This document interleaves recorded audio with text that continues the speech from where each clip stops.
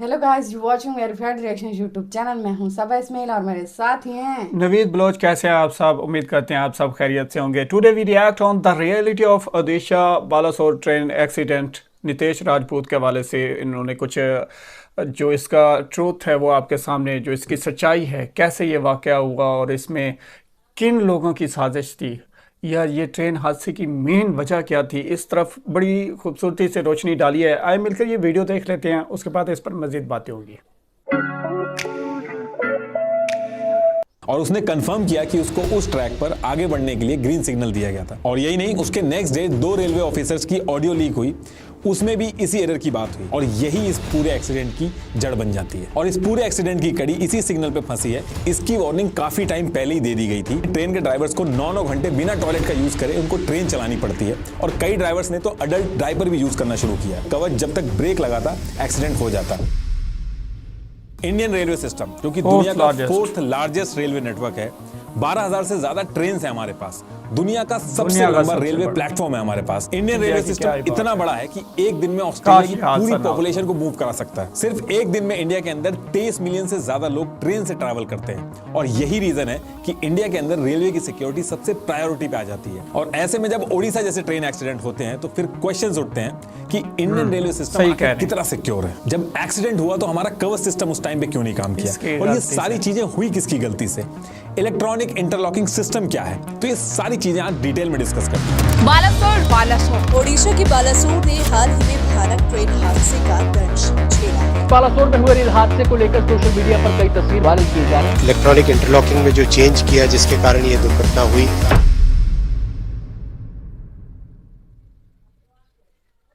देखिए ये है इंडिया का मैप, इसके अंदर ओडिशा के अंदर है बालासोर डिस्ट्रिक्ट और बालासोर डिस्ट्रिक्ट के अंदर एक रेलवे स्टेशन है, बहनागा बाजार रेलवे स्टेशन। अब देखिए होता यह है कि 2 जून 2023 को 3:20 पर train number 12841 Coromandel express Kolkata के शालीमार रेलवे स्टेशन से निकलती है और इस ट्रेन को अगले दिन यानी कि 3 जून 2023 को 4:50 पे चेन्नई पहुंचना था। वहीं दूसरी तरफ ट्रेन नंबर 12864 जिसका नाम है हावड़ा एक्सप्रेस, ये बैंगलोर से एक दिन पहले यानी कि 1 जून 2023 को 10:35 पे ऑलरेडी बैंगलोर से निकल चुकी होती है और इसको 2 जून 2023 को शाम को वेस्ट बंगाल के हावड़ा जंक्शन पे पहुंचना था। अब देखिए इन दोनों ट्रेन की टाइमिंग ऐसी थी कि ये दोनों ट्रेन बहनागा बाजार रेलवे स्टेशन पे मिलती ही नहीं, लेकिन हावड़ा एक्सप्रेस के 2.5 घंटे लेट हो जाने की वजह से इन दोनों ट्रेन की जो टाइमिंग थी बहनागा स्टेशन पहुंचने की वो सेम हो जाती है। ये दोनों ट्रेन अपने अपने टाइम से निकलती हैं और दोनों ही ट्रेन को बहनागा स्टेशन पे रुकना ही नहीं था। और जब ट्रेन को रुकना नहीं होता है स्टेशन पे तो वो अपनी फुल स्पीड में स्टेशन क्रॉस करती है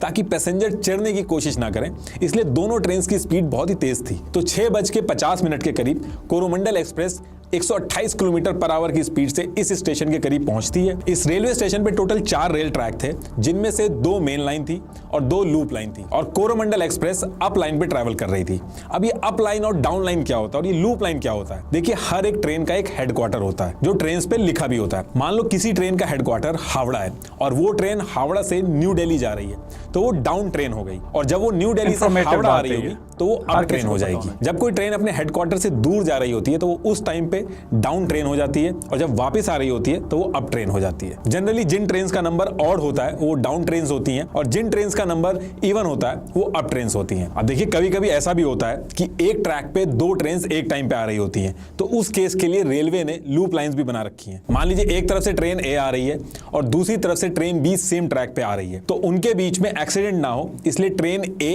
लूप लाइन पे शिफ्ट हो जाएगी और ट्रेन बी जब निकल जाएगी तो थोड़ी देर बाद ट्रेन ए मेन ट्रैक पे वापस आ जाएगी। लूप लाइन की जो लेंथ है लगभग 650 मीटर होती है और इस लूप लाइन में एक फाउलिंग मार्क होता है जिस पे आके ट्रेन रुकती है। तो बहनागा स्टेशन पे भी ये टोटल 4 ट्रैक थे, इसमें से ये अपलाइन ट्रैक, ये डाउनलाइन ट्रैक और इनके बगल में ये जो डाउन लूप लाइन है और अप लूप लाइन है, इन पे मालगाड़ी खड़ी थी। अप लाइन से कोरोमंडल एक्सप्रेस आती है और ये लूप लाइन की तरफ चली जाती है जहां पे पहले से ही मालगाड़ी खड़ी थी और उससे टकरा जाती है। टकराने के बाद 21 डब्बे ट्रैक से उछल जाते हैं और उसमें से 3 डब्बे उछल के दूसरे ट्रैक पे आ रही हावड़ा एक्सप्रेस के 2 डब्बों पे जाके लगते हैं। ये जो 5 डब्बे थे इनमें सबसे ज्यादा नुकसान हुआ। न्यूयॉर्क टाइम्स के हिसाब से कोरोमंडल एक्सप्रेस में 1257 पैसेंजर्स थे और हावड़ा एक्सप्रेस में 1039 पैसेंजर्स थे और इस एक्सीडेंट की वजह से अभी तक 288 लोगों की जान चली गई है और 803 इंजर्ड हैं। जो इस एक्सीडेंट के सर्वाइवर हैं उनका कहना है कि ट्रेन सैकड़ों माइग्रेंट लेबरर्स, स्टूडेंट्स और डेली वेजेस वर्कर्स से भरी पड़ी थी। शाश्वत गुप्ता जो कोरोमंडल एक्सप्रेस में ट्रैवल कर रहे थे, उनके हिसाब से कोच 90 डिग्री तक हवा में उछल गया था। करीब 7 बजे शाम को ये एक्सीडेंट होता है। उसके कुछ देर बाद ही national disaster relief force NDRF की 9 टीम, जिसमें से 300 रेस्क्यूअर थे, वो वहां पहुंच जाते हैं। थोड़ी ही देर में मेडिकल ट्रेन्स भी वहां पे पहुंच जाती हैं और सबसे बढ़िया काम वहां के लोकल्स ने किया, उस एरिया में तुरंत पहुंच के लोगों की मदद की। 900 लोगों को बालासोर डिस्ट्रिक्ट के अलग अलग हॉस्पिटल्स में ले जाया गया और काफी ज्यादा लोगों ने ब्लड भी डोनेट किया। एक रात के अंदर 500 यूनिट का ब्लड कलेक्ट किया गया। अब देखिए सारी बात इस पे आके अटकती है, ये इतना बड़ा एक्सीडेंट हुआ कैसे और कोरोमंडल एक्सप्रेस लूप लाइन पे कैसे आ गई। देखिए अगर कोरोमंडल एक्सप्रेस मेन ट्रैक से हटके लूप लाइन पे नहीं जाती तो ये हादसा नहीं होता, लेकिन इसका मतलब ये नहीं है कि लोको पायलट यानी कि ट्रेन का जो ड्राइवर है उसकी गलती की वजह से दूसरे ट्रैक पे चली गई। ट्रेन के ड्राइवर के हाथ में ट्रेन का रूट चेंज करना या डायरेक्शन देना नहीं होता है। जो स्टीयरिंग्स भी आप देखते हो ट्रेन के अंदर, ये सिर्फ स्पीड कम और ज्यादा करने के लिए होता है। एक्चुअल में ट्रेन की डायरेक्शन स्टेशन के ऑफिस से कंट्रोल की जाती है। इस पूरे केस में ट्रेन के ड्राइवर की कोई गलती नहीं थी। इनफैक्ट एक्सीडेंट के 3 दिन बाद ये बात रेलवे बोर्ड मेंबर जय वर्मा सिन्हा ने भी कंफर्म की। उन्होंने ट्रेन के ड्राइवर से बात की, वो अभी सेफ है और उसने भी कंफर्म किया कि उसको ट्रैक पे आगे बढ़ने के लिए ग्रीन सिग्नल दिया गया था। और ये ग्रीन सिग्नल की मैं बात क्यों कर रहा हूं अभी मैं बताऊंगा आपको। और उसने कंफर्म किया कि उसको उस ट्रैक पर आगे बढ़ने के लिए ग्रीन सिग्नल दिया गया था और ये चीज स्टेशन के इलेक्ट्रॉनिक सिस्टम से भी कंफर्म हुई। जिस दिन ये एक्सीडेंट हुआ उसके 2 दिन बाद रेलवे ऑफिशियल्स ने इकोनॉमिक टाइम्स को बताया कि सिग्नलिंग की वजह से ये हादसा हुआ। उसके next day railway board member जय वर्मा ने भी प्रेस कॉन्फ्रेंस करके कहा कि ये सिग्नलिंग की वजह से ये एक्सीडेंट हो सकता है। और सेम डे संदीप माथुर जो कि principal executive director of signalling है, उन्होंने भी इंडिकेशन दिए कि ये सिग्नलिंग एरर हो सकता है। और यही नहीं, उसके नेक्स्ट डे 2 रेलवे ऑफिसर्स की ऑडियो लीक हुई, उसमें भी इसी एरर की बात हुई। जो ग्राउंड से जो मिला था उसी के आधार पे सिम्स में अपलोड किया गया था। तो अभी फाइनली क्या निकल के आ रहा है? Point was set towards loop line, but signal was through for main line. ऐसा कैसे हो सकता है? एसएनटी वाला अगर कुछ और 7 जून 2023 को हमारे रेलवे मिनिस्टर अश्विनी वैष्णव जी ने भी कहा कि इसमें इलेक्ट्रॉनिक सिग्नलिंग की वजह से एक्सीडेंट हुआ है। अब देखिए सिग्नलिंग एरर क्या होता है, ट्रेन फंक्शन कैसे करती है, इन सब को समझने के लिए इलेक्ट्रॉनिक इंटरलॉकिंग सिस्टम समझना होगा और उससे भी पहले यह समझना होगा कि पूरे स्टेशन के रेल ट्रैक का मैनेजमेंट कैसे होता है। देखिए जब ट्रेन रेलवे स्टेशन के पास आती है या किसी क्रॉसिंग पे पहुंचती है तो वहां पे मल्टीपल ट्रैक्स होते हैं और ये इसलिए होते हैं क्योंकि रेलवे स्टेशन पे अलग अलग ट्रेन अलग अलग जगह से ट्रैवल करके आ रही होती हैं। कोई ट्रेन पहुंच रही होती है, किसी ट्रेन को कुछ देर रुकना होता है स्टेशन पे, इसलिए स्टेशन पे मल्टीपल ट्रैक्स होते हैं और एक स्टेशन पे कितने रेल ट्रैक्स होंगे ये डिपेंड करता है कि स्टेशन कितना बड़ा है और वहां पे कितनी ट्रेन आ रही हैं। और रेलवे स्टेशन पे कौन सी ट्रेन डायरेक्ट निकल जाएगी, कौन सी ट्रेन उस स्टेशन की लूप लाइन से जाएगी या लूप लाइन पे रुकेगी या कौन सी ट्रेन स्टेशन की क्रॉसिंग पे वेट करेगी, ये सारी चीजों को मैनेज करने के लिए एक इंटरलॉकिंग सिस्टम होता है। ये जो आप देख रहे हैं जहां से ट्रेन ट्रैक चेंज करती है इसको पॉइंट कहते हैं और इसके बीच में ये जो ट्रैक हिलता हुआ देख रहे हैं इसको पॉइंट मशीन से एडजस्ट करके ट्रेन का ट्रैक चेंज किया जाता है। देखिए जब ये जुड़ जा रहा है तो सीधा जा रही है ट्रेन और जब ये हट जा रहा है तो ट्रेन ट्रैक चेंज कर दे रही है। तो इसको जोड़ने और हटाने के लिए पॉइंट मशीन का यूज होता है।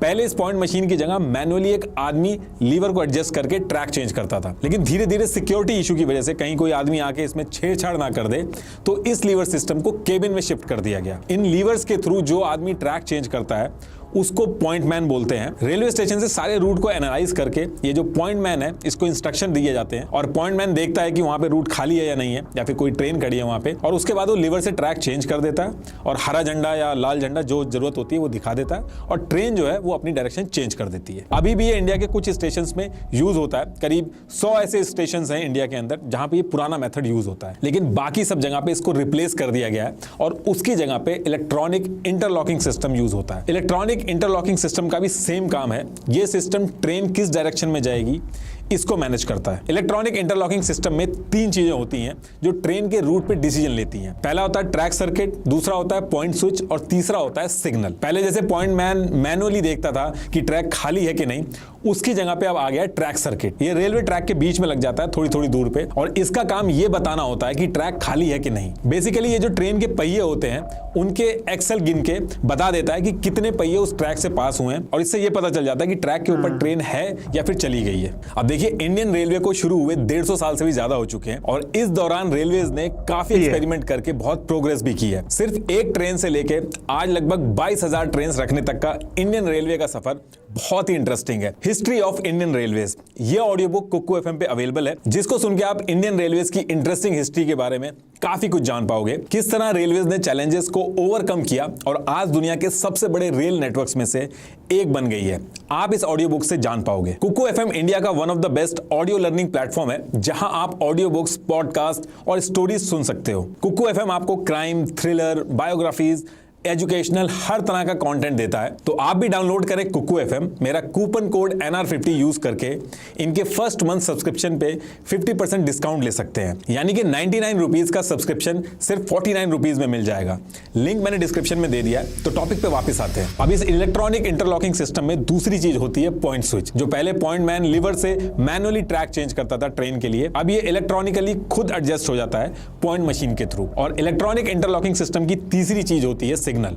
जब ट्रेन 2 किलोमीटर दूर होती है तो ये electronic interlocking system track circuit और पॉइंट स्विच से सब कंफर्म करके लोकोमोटिव पायलट ट्रेन के ड्राइवर को बता देता है कि लूप लाइन जब आएगी तो ट्रैक चेंज करना है या फिर नहीं करना है, या फिर सीधे ट्रैक पे चले जाना है। अच्छा, आपने ट्रेन के आसपास या फिर रेलवे ट्रैक के आसपास सिग्नल जरूर देखे होंगे, लेकिन जब रेलवे स्टेशन स्टार्ट होने वाला होता है तो उसके पास जो सिग्नल होता है वो बाकी सिग्नल से अलग होता है। उसको होम सिग्नल बोला जाता है। इस होम सिग्नल को स्टेशन मास्टर कंट्रोल करता है, जबकि बाकी सिग्नल जो आप देखते हो ट्रैक्स के आसपास वो ऑटोमेटिक होते हैं, वो ऑटोमेटिकली कंट्रोल होते हैं। अगर स्टेशन मास्टर होम सिग्नल को रेड कर रहा है, इसका मतलब ये हुआ कि ट्रेन वहीं रुकी रहेगी, और अगर ग्रीन कर रहा है तो ट्रेन फुल स्पीड से रेलवे स्टेशन पे बिना रुके निकल जाएगी, और अगर येलो कर रहा है तो स्पीड स्लो करके लूप लाइन पे जाएगी। और ये जो व्हाइट लाइट्स आप देख रहे हैं ये डायरेक्शन बताती है ट्रेन किस रूट से जाएगी। ये electronic interlocking system track circuit, point switch और सिग्नल का यूज करके डिसाइड करता है, जो कि ऑटोमेटिक है और ये फेल प्रूफ है। मतलब कि इसमें अगर कोई फॉल्ट हो गया तो रेड लाइट जल जाती है और ट्रेन वहीं रुक जाती है। जैसा कि मैंने बताया कि इस पूरे प्रोसेस में ट्रेन के ड्राइवर का कोई रोल नहीं होता है। ये जो इलेक्ट्रॉनिक इंटरलॉकिंग सिग्नलिंग सिस्टम होता है ये रिमोटली कंट्रोल्ड होता है, जिसको रेलवे स्टेशन के सेक्शन ऑफिस से signal man, section control officer और सेक्शन कंट्रोल हेड्स कंट्रोल करते हैं, और सेक्शन कंट्रोल हेड्स मैनेज करते हैं। एक इलेक्ट्रॉनिक बोर्ड होता है, उससे वो ट्रेन का रूट सेट कर देते हैं और ऑटोमेटिकली सारा काम अपने आप हो जाता है। ट्रेन का जो रूट वगैरह है वो सब अपने आप सेट हो जाता है। अब आते हैं उस दिन पर जिस दिन एक्सीडेंट हुआ था, 2 जून 2023 को 6:55 के करीब कोरोमंडल एक्सप्रेस पहुंचती है बहानागा बाजार रेलवे स्टेशन के पास। अब जैसा मैंने पहले बताया था कि ट्रेन जब यहाँ पे ट्रैक चेंज होने वाले पॉइंट पे पहुंचती है, जिसको पॉइंट बोला जाता है, तो उस पर्टिकुलर टाइम पे होम सिग्नल जो था वहां की लाइट जो है वो ग्रीन जल रही थी। अब ग्रीन लाइट जल रही है तो इसका मतलब हुआ कि ट्रेन बिना रुके डायरेक्ट मेन लाइन से रेलवे स्टेशन को क्रॉस करेगी। लेकिन होता इसका उल्टा है। जैसे ही कोरोमंडल एक्सप्रेस पॉइंट, यानी कि जहां से 2 रूट होते हैं ट्रेन के लिए, वहां पहुंचती है तो सीधे मेन लाइन से जाने की बजाय सेम स्पीड में लूप लाइन में पहुंच जाती है और एक्सीडेंट हो जाता है, और यही इस पूरे एक्सीडेंट की जड़ बन जाती है। इलेक्ट्रॉनिक इंटरलॉकिंग सिस्टम जो वहां पे लगा था उसके कंप्यूटर लॉजिक के हिसाब से अगर इस सिस्टम ने सब चेक करके ये डिसाइड किया कि मेन लाइन से जाना है, तभी वो ग्रीन लाइट दिखाएगा। अब यहाँ पे ग्रीन लाइट तो दिखाई जाती है लेकिन ट्रेन लूप लाइन में मुड़ जाती है। अब ऐसा तभी हो सकता है जब इलेक्ट्रॉनिक इंटरलॉकिंग सिस्टम में फॉल्ट हो, और अगर फॉल्ट होगा तो रेड लाइट आनी थी, तो ग्रीन लाइट कैसे आ गई? इसीलिए इसमें यह कहा जा रहा है कि बिना किसी एक्सटर्नल छेड़छाड़ के ये पॉसिबल नहीं हो सकता, क्योंकि ये सिस्टम ऑल ओवर वर्ल्ड में लगा है और 99.9% फुल प्रूफ है। अब आप इसमें यह भी कह सकते हैं कि ग्रीन लाइट ही जली थी, इसकी क्या गारंटी है? देखिए, रेलवे ऑफिशियल्स ने भी इंडिकेट किया है कि कंप्यूटर लॉग में ग्रीन लाइट की हिस्ट्री मिली है, और जो ड्राइवर था कोरोमंडल एक्सप्रेस का उसने भी कहा है कि ग्रीन लाइट जली थी। और जो ऑडियो लीक हुई है रेलवे ऑफिशियल्स की, उसको भी अगर आप सुनोगे तो उसमें भी वो कह रहा है point was set for loop line but signal was through for main line. और उधर से दूसरा बंदा यही कह रहा है कि ऐसा कैसे पॉसिबल हो सकता है। इस ऑडियो में एक चीज और कही जाती है कि अगर कोई मैनिपुलेट कर दे तभी ये चीज हो सकती है, और इस पूरे एक्सीडेंट की कड़ी इसी सिग्नल पे फंसी है कि ये किसी ने जानबूझ के किया है या खुद से हुआ है। जैसे एयरप्लेन्स में ब्लैक बॉक्स होता है, उसी तरीके से ट्रेन में भी डेटा लॉगर होता है जो सारी एक्टिविटीज, सिग्नलिंग रिकॉर्ड्स सब रखता है। उसकी डिटेल्स भी आने वाली हैं, तब शायद पता चलेगा गलती करने वाला है कौन। 6 जून 2023 को यह केस सीबीआई को दे दिया गया और करंट स्टेटस ये है कि इस पूरे केस की इंक्वायरी अब सीबीआई करेगी। लेकिन इसको लेके भी कंट्रोवर्सी हो गई है कि सीबीआई को ये केस कैसे दे दिया गया। जनरली जब ऐसे केस होते हैं तो रेलवे का काम ही नहीं, खुद इंक्वायरी करती है। सीबीआई तब आती है जब इसमें कोई क्रिमिनल कॉन्स्पिरेसी हो। तो जो लोग सीबीआई की इंक्वायरी के खिलाफ हैं, उनका कहना है कि इस केस में सीबीआई ने जो एफआईआर फाइल की है उसमें मल्टीपल सेक्शंस लगाए गए हैं, लेकिन क्रिमिनल कॉन्स्पिरेसी का जिक्र तक नहीं किया गया। एफआईआर के हिसाब से इन्वेस्टिगेशन जो है वो 2 डायरेक्शन में चलेगी। एक ह्यूमन एरर है ये देखेगी, दोनों दूसरी बातें चीज टेक्निकल फेलियर है कि नहीं। और यही चीज इसमें कही जा रही है कि जब यही चीज चेक करनी है तो सीबीआई को ये केस जबरदस्ती क्यों दिया जा रहा है। सीबीआई ने जो एफआईआर फाइल की है उसकी कॉपी मैंने डिस्क्रिप्शन में लगा दी है, एक बार आप जरूर देख लेना। लेकिन ये जो ओडिशा के अंदर एक्सीडेंट हुआ है इसकी वार्निंग काफी टाइम पहले ही दे दी गई थी। 1 फरवरी 2023 को मैसूर डिवीजन के होसा दुर्गा स्टेशन पे एग्जैक्ट सेम एक्सीडेंट होने वाला था, जिसमें ट्रेन नंबर 12649 संपर्क क्रांति एक्सप्रेस ऐसे ही ट्रैक चेंज करके मालगाड़ी से टकराने वाली थी। लेकिन ट्रेन के ड्राइवर ने अपनी अलर्टनेस से इस एक्सीडेंट को रोक दिया था। और इस एक्सीडेंट के अगले ही दिन 9 फरवरी 2023 को साउथ वेस्टर्न जोन के प्रिंसिपल चीफ ऑपरेटिंग मैनेजर ने इसको लेके एक लेटर लिखा था और वार्निंग दी थी कि ये बहुत ही सीरियस इशू है और अगर सिग्नल मेंटेनेंस सिस्टम को मॉनिटर करके ठीक नहीं किया गया तो ऐसा आगे फिर से होगा। और ओडिशा इंसिडेंट होने से कुछ घंटों पहले एक मीटिंग भी चल रही थी, उस मीटिंग का नाम था चिंतन शिविर, जिसमें रेलवे मिनिस्टर भी थे। उस मीटिंग में जो ऑफिशियल्स आए हुए थे उन्होंने द प्रिंट को बताया कि उस मीटिंग के अंदर सेफ्टी के इशू को लेकर भी बात करना चाह रहे थे, लेकिन उसको अलाउ नहीं किया गया, बल्कि उसकी जगह वंदे भारत जो ट्रेन है उसके बारे में प्रेजेंटेशन स्टार्ट कर दी गई। और ये जो ओडिशा के अंदर ट्रेन एक्सीडेंट हुआ है इसकी इनडायरेक्ट वार्निंग सीएजी ने भी दी थी। CAG basically government of India और स्टेट गवर्नमेंट के मामलों को ऑडिट करती है। गवर्नमेंट के काम में जो लूप होल्स होते हैं उनको पकड़ के एक रिपोर्ट बनाती है और वो रिपोर्ट पार्लियामेंट में जाती है और प्रेसिडेंट के पास जाती है। इस रिपोर्ट को मैंने पढ़ा और उसके हिसाब से बहानगर बाजार रेलवे स्टेशन के एरिया में एक्सीडेंट किसी भी वजह से हुआ हो, लेकिन इस एरिया में सेफ्टी मेजर्स जो है वो 2016 से ही खराब थे। इस रिपोर्ट में कहा गया है कि रेलवे ट्रैक पे जो अल्ट्रासोनिक फ्लॉ डिटेक्शन ये जो यूज होते हैं जिससे रेलवे ट्रैक की सेफ्टी वगैरह चेक की जाती है वो एक बार भी ओडिशा वाले एरिया में यूज नहीं किए गए। ये सीएजी रिपोर्ट में पेज नंबर 24 की लास्ट लाइन देखिए, इसमें लिखा है ECOR the shortfall was up to 100%। Shortfall 100% का मतलब ये हुआ कि एक बार भी अल्ट्रासोनिक फ्लॉ डिटेक्शन को यूज नहीं किया गया ओडिशा के रीजन में। ECOR मतलब ईस्ट कोस्ट रेलवे, बहानगर बाजार रेलवे स्टेशन जहां एक्सीडेंट हुआ वो इसी जोन में आता है। तो आगे रिपोर्ट में भी जहां भी ECOR लिखा दिखे आप समझ जाइएगा कि उसी जगह की बात हो रही है। इस रिपोर्ट में यह भी कहा गया कि ट्रैक रिकॉर्डिंग कार्स जिनका काम होता है ट्रैक्स की सेफ्टी को देखना कि कहीं कुछ प्रॉब्लम तो नहीं है, उनको भी 2017 से 2021 के बीच में एक बार भी यूज नहीं किया गया। ये टेबल देखिए, इसमें लास्ट ECR वाले कॉलम में तो नंबर ऑफ इंस्पेक्शन एक बार भी नहीं हुआ है, मतलब कि ये ट्रैक रिकॉर्डिंग कार्स उस एरिया में चली ही नहीं है। एक्सीडेंटल इंक्वायरी जो होती है हर ट्रेन एक्सीडेंट के बाद उसमें भी 63% डिले हुआ है और हर साल जो रेलवे सेफ्टी के लिए फंड दिया जाता है वो भी यूज नहीं किया गया है। अगर 2017 से 2021 की बात करें तो 78.88% फंड यूज ही नहीं हुआ जो अलॉट किया गया था रेलवे की सेफ्टी के लिए, वो ऐसा ही पड़ा रह गया। इसके साथ साथ एम्प्लॉयज की भी शॉर्टेज है रेलवे में। मार्च 2023 में टाइम्स ऑफ इंडिया ने एक RTI फाइल की थी जिससे ये पता चला कि 39 रेलवे जोन में से ज्यादातर रेलवे जोन और प्रोडक्शन यूनिट के पास रिक्वायर्ड एम्प्लॉयज ही नहीं है। रेलवे में 14.75 लाख ग्रुप सी पोस्ट में से 3.11 लाख से ज्यादा पोस्ट खाली हैं, जिसकी वजह से ऑपरेशन में दिक्कत होती है और रेलवे एम्प्लॉयज पे बर्डन पड़ता है। ओडिशा एक्सीडेंट होने से 2 दिन पहले यानी कि 31 मई 2023 को द हिंदू ने भी एक रिपोर्ट पब्लिश की थी जिसमें सेम चीज कही गई थी कि एम्प्लॉयज की शॉर्टेज की वजह से एक्सीडेंट हो रहे हैं और आगे भी हो जाएंगे। लोको पायलट यानी ट्रेन के ड्राइवर्स को 9-9 घंटे बिना टॉयलेट का यूज करे उनको ट्रेन चलानी पड़ती है और कई ड्राइवर्स ने तो अडल्ट डायपर भी यूज करना शुरू किया है। इसमें कवच को लेकर भी बहुत बात हो रही है, उसको भी डिस्कस कर लेते हैं। देखिए, कवच एक ऐसा सिस्टम है जिसके लिए हर इंडियन बहुत ही प्राउड है क्योंकि ये हमारा खुद का बनाया हुआ ऑटोमेटिक ट्रेन प्रोटेक्शन सिस्टम है और इसको आगे चल के हम लोग एक्सपोर्ट भी करेंगे बाकी देशों को। 2022 में इसको लॉन्च किया गया था और अभी जनवरी 2023 तक 1455 किलोमीटर तक का जो ट्रैक है उसको हमने कवच से प्रोटेक्ट कर दिया है। लेकिन अभी भी बहुत काम बाकी है। एक्चुअली कवच 2 ट्रेन्स को आपस में टकराने से बचाता है और अगर कोई ड्राइवर टेक्निकल या वेदर रिलेटेड कोई इशू होता है तो एक्सीडेंट नहीं होने देता है, ट्रेन को वहीं रोक देता है ब्रेक लगा के। अगर 2 ट्रेन्स आमने सामने सेम ट्रैक पे गलती से आ जाए और दोनों ट्रेन्स में कवच लगा है तो ऑटोमेटिकली ब्रेक लग जाएगा थोड़ी देर पहले ही। लेकिन बहानगर स्टेशन जो था उसमें कवच सिस्टम नहीं लगा था और रेलवे बोर्ड मेंबर जय वर्मा सिन्हा का कहना है कि जिस तरह से ओडिशा एक्सीडेंट हुआ है अगर कवच लगा भी होता तो एक्सीडेंट रोक नहीं पाता क्योंकि कवच सिस्टम को भी काम करने के लिए कुछ डिस्टेंस चाहिए होता है। और ओडिशा एक्सीडेंट में ट्रेन जब लूप लाइन पे चली गई तो बहुत ही स्पीड में थी और डिस्टेंस बहुत ही कम था मालगाड़ी और ट्रेन में। एक ट्रेन को रुकने में टाइम लगता और कवच जब तक ब्रेक लगाता एक्सीडेंट हो जाता। ये जो एक्सीडेंट हुआ ओडिशा के अंदर, इस एक्सीडेंट के बाद इंडिया के रेलवे मिनिस्टर अश्विनी वैष्णव के रेजिग्नेशन की भी डिमांड हो रही है। तो इसको समझने के लिए हमें पहले ये देखना होगा कि इससे पहले जब ट्रेन के एक्सीडेंट्स हुए तो उस केस में क्या हुआ था। देखिए, खाली इंडिया ही नहीं पूरे दुनिया में ट्रेडिशन रहा है कि कोई भी ट्रांसपोर्ट मिनिस्टर हो उसकी गलती हो या ना हो उसको पूरे सिस्टम के लिए जिम्मेदार माना जाता है। अभी इसी साल मार्च में ग्रीस में जब ट्रेन एक्सीडेंट हुआ था तो उसमें 36 लोगों की डेथ हो गई थी, तो वहां के ट्रांसपोर्ट मिनिस्टर कोस्टास ने भी रिजाइन कर दिया था। अगर इंडिया की बात करें तो 1956 में लाल बहादुर शास्त्री जी रेलवे मिनिस्टर थे, तो 2 बार एक्सीडेंट हुए थे। एक बार 112 लोगों की डेथ हो गई थी और दूसरी बार 144 लोगों की डेथ हो गई थी। तो उन्होंने अपनी जिम्मेदारी लेते हुए रेजिग्नेशन दे दिया था। एक बार नेहरू जी ने एक्सेप्ट नहीं किया था और एक बार एक्सेप्ट कर लिया था। 1999 में जब गाइसल ट्रेन एक्सीडेंट हुआ था जिसमें 290 लोगों की डेथ हुई थी, नीतीश कुमार जी ने रेजिग्नेशन कर दिया था। अटल बिहारी वाजपेयी जी ने उसको एक्सेप्ट नहीं किया था, लेकिन उसके बाद भी उन्होंने कहा था कि मेरी गलती है इसलिए मैं रिजाइन कर रहा हूं। 2000 में भी एक एक्सीडेंट हुआ था जिसमें 43 लोगों की डेथ हुई थी। तब ममता बनर्जी उस टाइम की रेलवे मिनिस्टर थी, उन्होंने भी रिजाइन कर दिया था, लेकिन अटल बिहारी वाजपेयी ने उस रेजिग्नेशन को एक्सेप्ट नहीं किया था। 2016 में जब पटना इंदौर एक्सप्रेस के डीरेलमेंट यानी कि पटरी से उतर गई थी ट्रेन, उसमें 150 लोगों की डेथ हो गई थी। तब सुरेश प्रभु जी ने रिजाइन कर दिया था, लेकिन मोदी जी ने एक्सेप्ट नहीं किया था। तो अभी करंट केस में भी यही लग रहा है कि शायद रेजिग्नेशन आएगा, लेकिन जैसे पहले एक्सेप्ट नहीं होते थे वैसे ही एक्सेप्ट नहीं होगा। और कुछ लोगों का ये भी मानना है कि अभी बहुत बड़ा रेल एक्सीडेंट हुआ है, इस टाइम पे रेलवे को रेलवे मिनिस्टर की सबसे ज्यादा जरूरत है।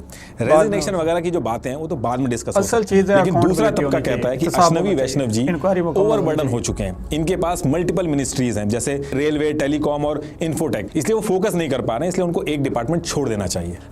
आपने और हमने मिलकर देखा the reality of Odisha Balasore train accident. Nitesh Rajput ने किस तरह बेहतरीन अंदाज में, खूबसूरत अंदाज में जो सच्चाई है उसको एक्सप्लोर करने की कोशिश की है। बताया है कि कहाँ पे ह्यूमन एरर हुआ, कहाँ पे टेक्निकल एरर हुआ, क्या क्या वजूहात थी जिसकी वजह से ये ओडिशा ट्रेन एक्सीडेंट हुआ। और इसमें तो 288 यानी 288 जो भारतीय मासूम शहरी हैं उनकी जानें चली गई। इस पर वेरीफाइड रिएक्शन यूट्यूब चैनल आपके इस दुख में आपके साथ है, और हम दुआ करते हैं अल्लाह ताला से कि इस तरह के एक्सीडेंट दोबारा इंडिया में ना हो। इंडिया का जो ट्रेन सिस्टम है दुनिया में बेहतरीन सिस्टम में आता है, टॉप 5 में आता है, जैसा कि हमने इस वीडियो में भी सुना और देखा। लेकिन सवाल तो पैदा होता है, देखें ये लूप लाइन, मेन लाइन के बारे में, और ये जो हमने नितेश राजपूत का जो पूरा कंसेप्ट जो उन्होंने ब्रीफ किया कि लूप लाइन और मेन लाइन आप सबसे पहले समझ ले होती क्या है। तो जब सवाल पैदा होता है यहाँ पे कि जब ड्राइवर के पास वैसे कोई कंट्रोल ही नहीं था, सारे सेक्शंस के पास हेड में कंट्रोल थे, मतलब उसने लाइन चेंज करने का उसके पास अख्तियार ही नहीं है, वो सिर्फ स्पीड कम एंड स्लो इस तरह के उसके पास ऑप्शन होते हैं। ये बात तो क्लियर हो गई। तो मतलब जब ग्रीन सिग्नल ऑन है कि आप मेन लाइन से ही गुजर जाएं, उसके बावजूद भी वो ट्रेन जो है लूप लाइन पे चली जाती है जहाँ पे मालगाड़ी खड़ी है और उसमें जाके लग जाती है। तो यहाँ पे सवाल निशान पैदा होता है, जब मेन ट्रैक फ्री था तो फिर लूप लाइन पे कैसे कन्वर्ट हो गई गाड़ी। ठीक है, एक तरफ से ग्रीन सिग्नल दे रहे हैं, उसके दूसरी तरफ वो गाड़ी लूप लाइन पे कन्वर्ट हो रही है। तो मैनिपुलेट, यहाँ पे एक सवाल या निशान पैदा होता है कि यहाँ पर साजिश हुई है। यह साजिश किसने की है इंडिया के साथ, किसने मासूम शहरियों को यानी कि मासूम शहरियों की जानें ली हैं। इस पर CBI को जो ये सारा टास्क दिया गया है। वेरीफाइड रिएक्शन यूट्यूब चैनल वैसे तो नहीं जानते कि आपका कौन सा इदारा किस हद तक काम कर रहा है, लेकिन अगर हम पाकिस्तान के हिसाब से बात करें कि अगर पाकिस्तान में इस तरह का वाक़या होता और वो रेलवे जो इंतज़ामिया है वो इस बात की इंक्वायरी करती तो हम पाकिस्तानी तो उसको ना मानते। तो इसी तरह अगर उसी बात को आपकी तरफ इम्प्लीमेंट किया जाए तो आपकी अगर रेलवे सरकार इस बात की इंक्वायरी करे और वो आपको बताए कि ये हुआ है वो हुआ है, तो भी सवाल या निशान बनता है। भाई गलती भी इनकी और इंक्वायरी भी ये कर रही है। CBI को ठीक दिया गया है। CBI को चाहिए कि वो इन मासूम शहरियों की जानें जो ज़ाया हुई हैं, जो इस हादसे का शिकार हुए हैं, उनको इंसाफ दें। ठीक है, पूरी दुनिया में एक बेहतरीन आपका जो रेलवे सिस्टम है, उसके बावजूद भी आपके साथ ये हादसा पेश हुआ है। तो इसमें थोड़ा ये जो आप इशू बहुत प्यारे अंदाज में बता दिया गया है कि जब मेन लाइन पे ग्रीन सिग्नल दिखा दिया गया, फिर लूप लाइन पे कैसे गाड़ी कन्वर्ट कर दी गई। ये दो सवालिया निशान, ये एरर सेक्शन ऑफिसर मेरी तरफ से, अगर वेरीफाइड रिएक्शन यूट्यूब चैनल ने जो ये आपके सामने थोड़ी बात रिसर्च की और वैसे भी हमने जो देखा, जो गलती बनती है सबसे पहले वो सेक्शन ऑफिसर की है। सेक्शन ऑफिसर को फिलफुल रिज़ाइन करके उसको इंक्वायरी का हिस्सा बनाया जाए, उसको उसके साथ ऐसे ट्रीट किया जाए कि जैसे एक मुलज़िम के साथ करना चाहिए, क्योंकि उसी के सारे ज़ेर साया ये बातें चल रही होती है। मंत्री जो होते हैं ना, वो ज़रूरी नहीं होते कि वो सेक्शन ऑफिसर की सीट पर बैठ के हर एक चीज़ को बड़े डीपली देख रहे हों, ऑब्ज़र्व कर रहे हों। ये काम सेक्शन ऑफिसर का था, हेड ऑफिसर का था, ये उसको सबसे पहले डिसमिस करें। उसके बाद ओवरऑल अगर देखा जाए तो हम तो फिर वही बात है, हम दुआ करते हैं कि अल्लाह ताला इन सब जो मासूम शहरियों ने अपनी जानों का नजराना दिया है, अल्लाह ताला से दुआ है कि इस तरह का एक्सीडेंट दोबारा इंडिया में ना हो। इंडिया पे हम रिएक्ट करते हैं और हमारा रिएक्ट करने का मकसद ये होता है कि हमने इंडिया को समझना है कि इंडिया कैसे तरक्की कर रहा है, इंडिया कहाँ पे गलती कर रहा है। इंडिया के हवाले से हमने चापलूसी नहीं करनी। और ये जो ये बड़ी दुख की बात है, इस तरह का एक्सीडेंट इंडिया में होना। इस पर हमें वेरीफाई रिएक्शन यूट्यूब चैनल आपके इस दुख में आपके साथ खड़ा है। तो ये थी the reality of Odisha train accident. Nitesh Rajput ने बड़ी खूबसूरत अंदाज में बयान की, और इस पर जो हम आपको रिएक्ट दे रहे हैं वो यही है कि आप के इस दुख में हम बराबर के शरीक हैं। ये इस तरह का हादसा नहीं होना चाहिए था। तो नेक्स्ट वीडियो तक वेरीफाई रिएक्शन यूट्यूब चैनल को दीजिए इजाज़त। Good bye.